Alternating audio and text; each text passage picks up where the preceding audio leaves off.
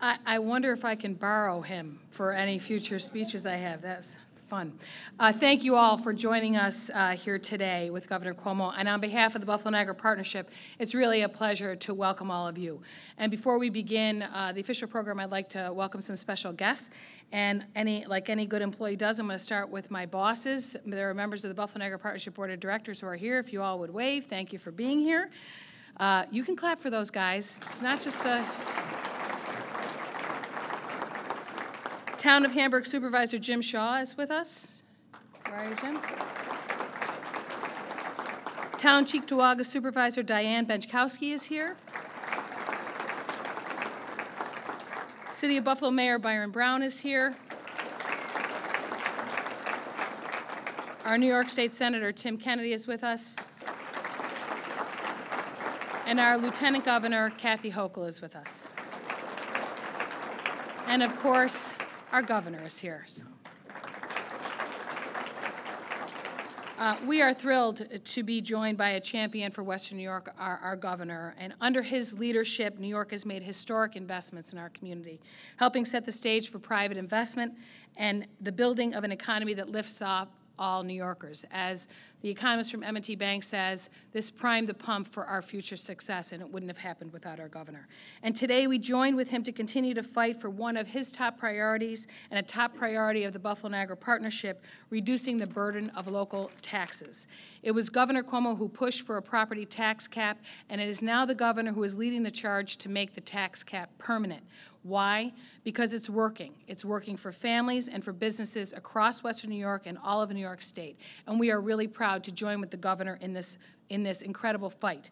So please join me in welcoming our governor, Mario. Oh my God! I got it. I figured it out. Oh my God!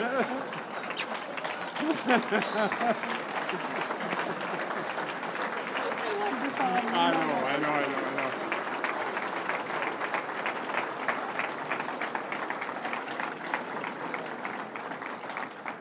I would like to say that was the first time that's ever happened,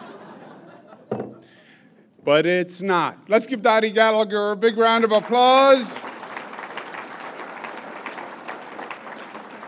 And Dottie, just so you know, there is no higher compliment than to say, I remind you of Mario Cuomo in your way. Dottie Gallagher, let's give her a round of applause. We have our great Lieutenant Governor Kathy Hochul who's here. Let's give her a round of applause. We brought Senator Tim Kennedy out from Albany on the state plane. He'll never get on it again. 1976. It's vintage. It's a classic. It's a pleasure to be back in Buffalo. It's a pleasure to be here when it's a little bit warmer than it was over this past weekend.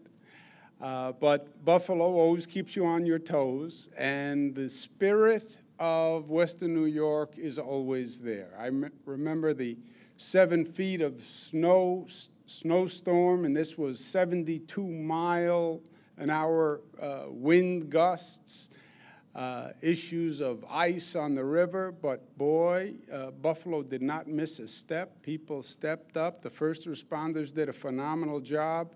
Mayor Byron Brown, give him a round of applause for how he handled it.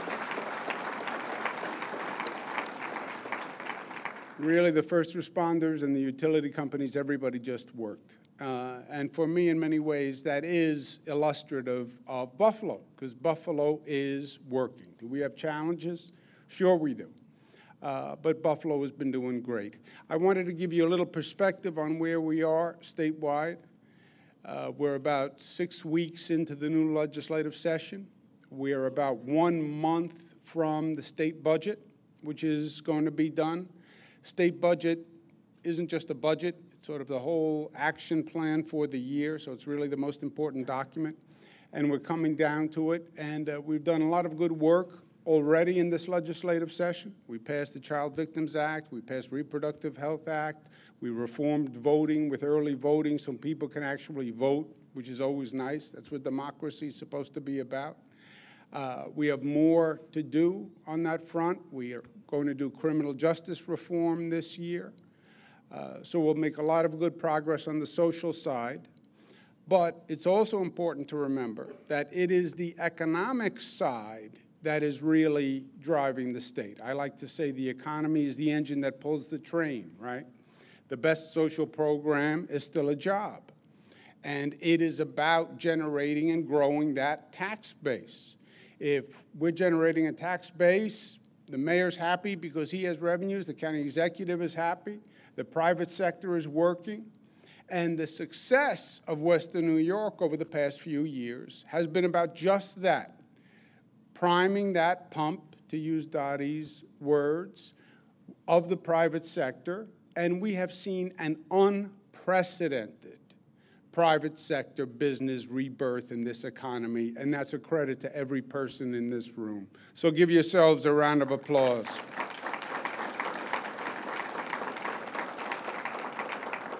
And that is the single best thing that we have done for the state. I believe that. When they write the history books about this period of New York and this period in Buffalo, they're going to say there was a turnaround in the economy that was undeniable. New York State today has more private sector jobs than it has ever had in the history of the state of New York, over 8.2 million. Unemployment rate statewide went from 8.4% to 3.9% today. Buffalo unemployment was 8.5%. Today it's 4.2%. That's what's driving the rebirth. And how did we do it? 2 steps. First, positive investment with the private sector, coming up with a real business plan, not a government plan. What's a business plan for Buffalo going forward? And let's stop looking in the rearview mirror and let's start looking through the windshield to the future. Too much of Buffalo was focused on what we were, the good old days. Remember when? Remember when we had Bethlehem Steel and Republic Steel? Remember when Trico was here? Yeah, beautiful, looking backwards, great memories. But let's focus on tomorrow and the economy of tomorrow. And let's come up with a business plan and a vision, and let's make it happen. At the end of the day, to a large part, you make your own destiny. Where do you want to go? What do you want to be? And then make it happen every day. Well, we don't know that we can. Well, you try. You try. Because if you don't try, for sure you're not going to make it. And we started on a path, and we said we have a business plan put together by the Regional Economic Development Council, a lot of the business leaders who were in this room, a real economic plan with real goals and real deliverables. And we set out, we made it happen. And look at it today. Go look at that Buffalo-Niagara medical corridor. Go look at Tesla Panasonic. Go look at Niagara Falls with the new hotels coming up. $20 billion in private sector investment happening and happening now. Private sector dollars, primed by government dollars, but private sector dollars because they're betting on Buffalo and they're betting on Western New York. And they would not have placed that bet 10 years ago. And today, the private sector is. And once you have that engine running, once people believe in Buffalo again, then you see the money keep coming and the investment keep coming because the confidence is up. Because we did what nobody thought we could do. And now you see the arrows all pointed in the right direction. And the point is to keep it going. Keep it going. Find tomorrow, find that vision, find that future, and then make it happen. Congressman Higgins and Senator Tim Kennedy had a good idea that has to be implemented. And they are right. Much of what has gone on in Buffalo has been true for cities all across the country. When they developed, they turned their back to the waterfront. So much potential on the waterfront. Look at what we've done on Canal Side, right? I mean, it's a national story, Canal Side. Access that waterfront. But in the 50s and the 60s, when we didn't know what we were doing and we had a different vision of a city, we literally turned our back to the water and we built blockades to the water. Now we have to do the exact opposite. The congressman and the senator have been talking about the Skyway for months, and how the Skyway really was built at a different time for a different city and a different economy, and we should be looking big and thinking big, and let's come up with an alternative design for the Skyway, and let's stop thinking about studies and pondering and what if. The future is what you make it. So Senator Kennedy is going to include in this year's budget, that's going to be done in about a month and a piece, a design competition. Let's have a national competition for designers. Give us the best idea for an alternative to the Skyway. The state will offer a $100,000 prize for the best design. Let's get the best design firms, best architects, best urban planners to come in and say, today, for the new Buffalo, for a connected Buffalo, a Buffalo accessing the water and that attraction, this is what we should do as an alternative to the Skyway. And let's get it done in real time, 6 months. Let's get the best ideas. Let's have a competition. Let's give a prize to the winner. Let's come up with a new vision for the Skyway, and then we will make it happen. And I want to applaud Senator Kennedy for that.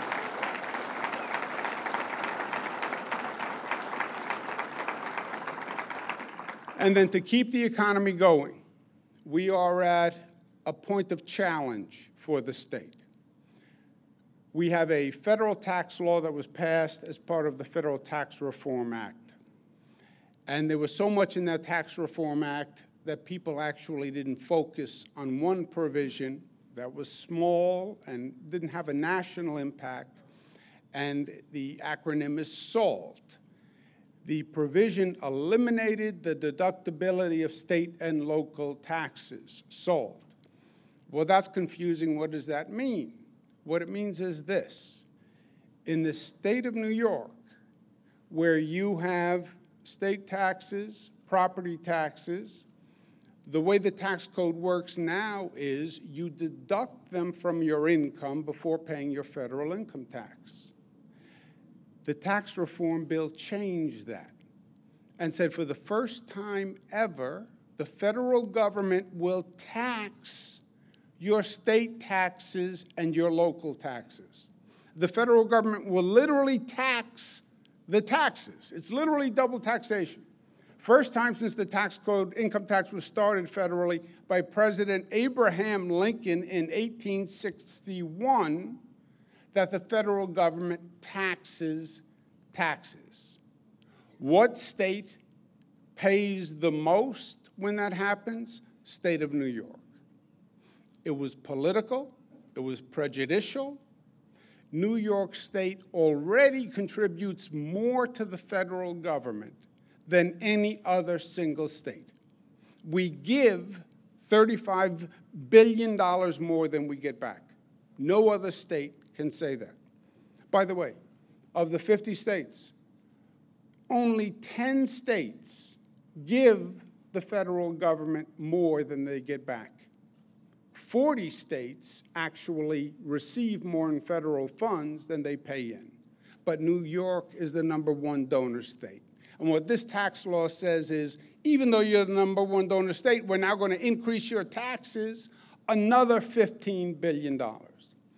What does it mean? It means it puts us at a disadvantage nationally. Because when businesses are shopping states and locations, when young people are trying to decide where to go, taxes matter. It matters. The cost of doing business matters.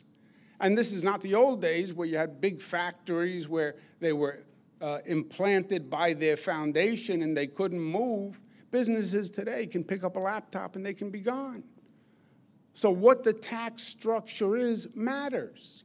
And it puts us at a structural disadvantage. We have to get it changed. We have to get it reformed. I spoke to Speaker Nancy Pelosi about it. The tax primarily hits Democratic states. Surprise, surprise. So we're going to organize, and we have to change it federally. But in the meantime, I am concerned about the impact of that tax on New York, because in many ways, it raises your state and local taxes as much as 30%.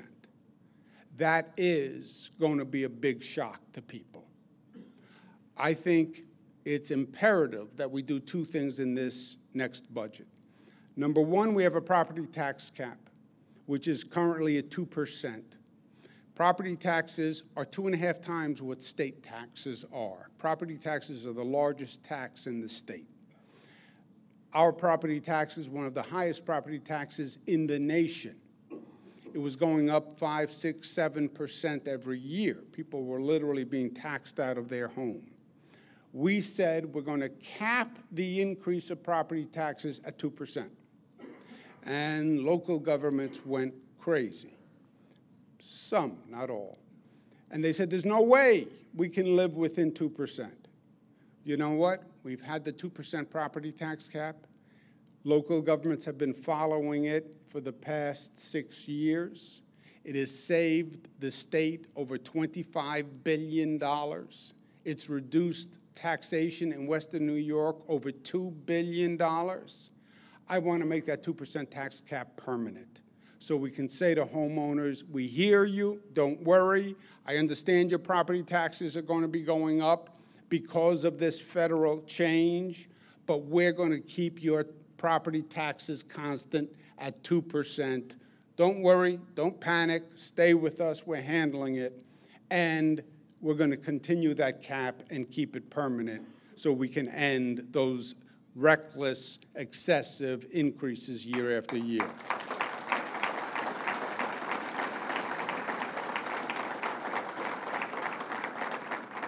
The second thing that I think is very important that we get done in the budget, we want to cut the income tax rate once again for middle-class New Yorkers. Part of our economic success has been we have cut taxes in the state of New York. Literally cut taxes. Every New Yorker pays a lower income tax rate today than the day I took office.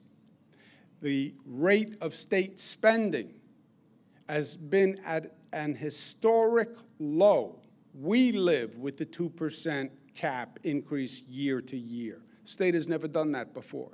So we kept down state spending. We reduced income taxes. The business community responded favorably and said, you know what, New York is taking a different path, and they've been investing. I want to keep encouraging that in this budget. And let's cut income taxes on the state side again. We want to reduce the rate for incomes up to $150,000. The rate is now 6.85. We would bring that down to 5.5. And up to $300,000, the rate is 6.85, bring that down to 6%. So we can say to people, we're capping your property taxes, and we're lowering your state taxes. We heard you, we get it. New York is home. We want you to keep it home. We want to attract more businesses, and that's the best way of saying New York is open for business, by reducing those taxes even further, especially at this moment. That's, to me, two of the most important things we can get done in this budget for this state's economy. Continue to fight SALT, but make that property tax cap permanent and reduce taxes for middle-class people so they know we are on their side. Senator Kennedy and the New York State Senate is there. We need to get it done by both houses in the budget, and we have to keep our growth going. What we have shown the world is that there is a new Buffalo, and there is a new Western New York, and we are doing it. And we're not talking about it, and we're not visioning it, and we're not thinking about it, and we're not conceptualizing it. We're making it a reality. It is happening. I now have business people coming up to me saying, how do I get involved in Buffalo? I hear what's going on. I hear the growth. Young people coming back. Home values going up. I want to be part of it. Success is infectious. They want to be part of it. They want to be part of that growth. Let's keep it going. We do this on taxes in this budget. We continue our vision. We continue our aggressiveness that we can do it, and we're not going to be dissuaded, and we believe in ourselves, and we believe in Buffalo, and the future is brighter than it's ever been. I'm honored to be part of it. Thank you, and God bless you. Ladies and gentlemen, please welcome New York State Senator Tim Kennedy.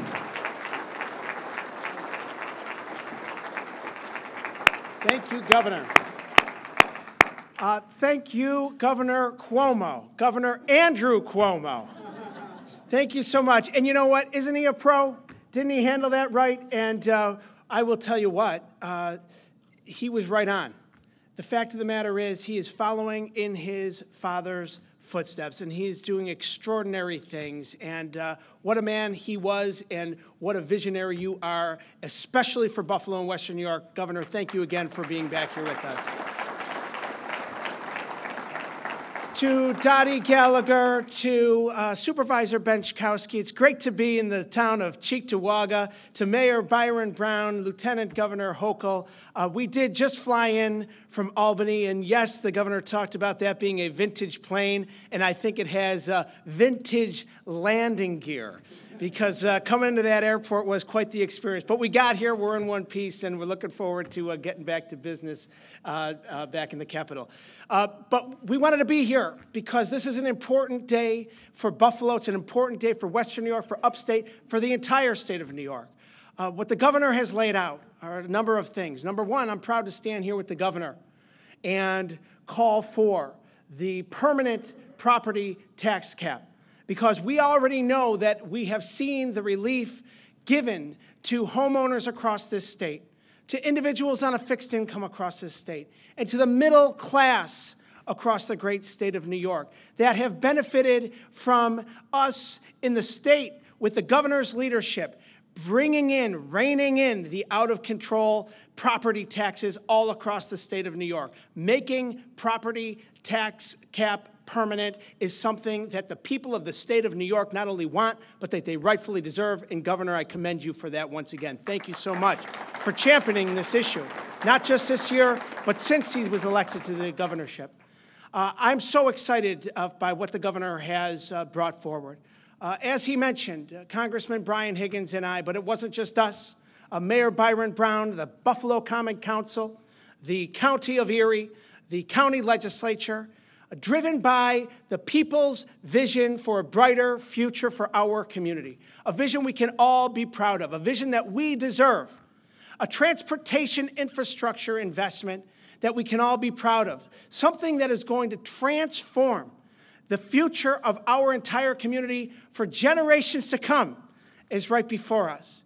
And we've been talking about it for decades, that the Skyway is structurally deficient, it's obsolete, and it's fracture critical. It's time for us to come up with a new vision for the next generation of New Yorkers, Western New Yorkers, Buffalonians, and the next generation that's going to capitalize on our investment today well into the future. And how do we do that? We do it by creating an environment where we get the best designers in our community, across our great state, and across the entire nation to come in, to share their vision, and to see what that vision could possibly be for our community in the heart of the center of our region, the downtown corridor, connecting Canal Side to the outer harbor. We want to see what the brilliant minds of the engineering and architectural design community can bring to the table in a competition led by the state of New York, through the offices of Empire State Development in concert with the Department of Transportation, and working with the governor's office and working with my office to make this vision finally a reality. This is something that's going to be tangible. This is something that we can all relate to. We all know what it means, and especially last week when the inclement weather swept in to our community and that skyway was closed. That happens all too often. And the debris that's falling off of the skyway, and the incredible amount of money that has to be infused, the millions of dollars that have to go into maintaining the skyway. We need a better vision for the future. We need a vision that we can all be proud of, and that vision is going to happen, and it's going to happen because of Governor Cuomo, him embracing this vision, him embracing our call and our demands that Buffalo and Western New York have that bright future that we all deserve. So thank you once again, Governor Cuomo, for making this a priority in this upcoming budget.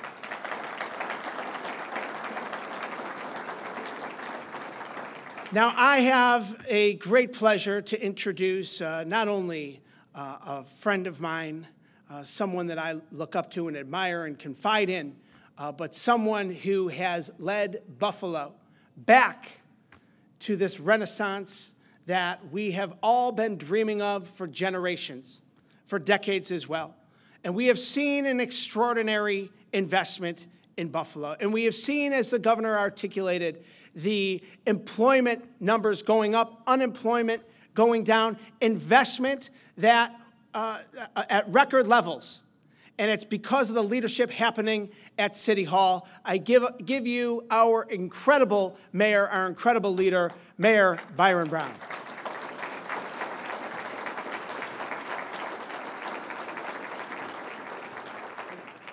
Thank you very much, Senator Kennedy. Thank you for your friendship and your partnership. And thank you for the tremendous work that you are already doing as the new chair of the Infrastructure and Transportation Committee for the New York State Senate, making a difference already for Buffalo, Western New York, and the state of New York. Let's give him a round of applause.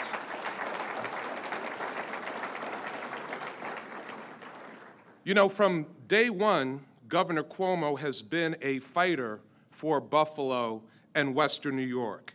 No one is doing more for our economy than Governor Cuomo. Let me say that again. No one is doing more for our economy than Governor Cuomo. The progressive middle-class tax cuts championed by Governor Cuomo have delivered much-needed relief to families still recovering from the economic downturn. And the governor's property tax cap was important for Western New York. It has helped reduce the burden on middle-class families and helped us keep our economy competitive. This was the most important tax reform that the state has seen in generations.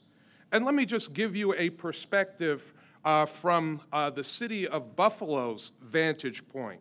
Working with the governor and the state legislature, residential and commercial property taxes in Buffalo are less than they were in 2005. Let me say that again. Commercial and residential property taxes are less in Buffalo than they were in 2005. So today, I'm proud to join Governor Cuomo in calling for tax fairness for middle-income families, especially under the weight of the federal cap on state and local tax deductions. We must take action to ease the burden for families in Buffalo and across our region. Thank you, Governor Cuomo, for your focus on middle-class families and Buffalo, Western New York, and the economy of our community. Thank you very much.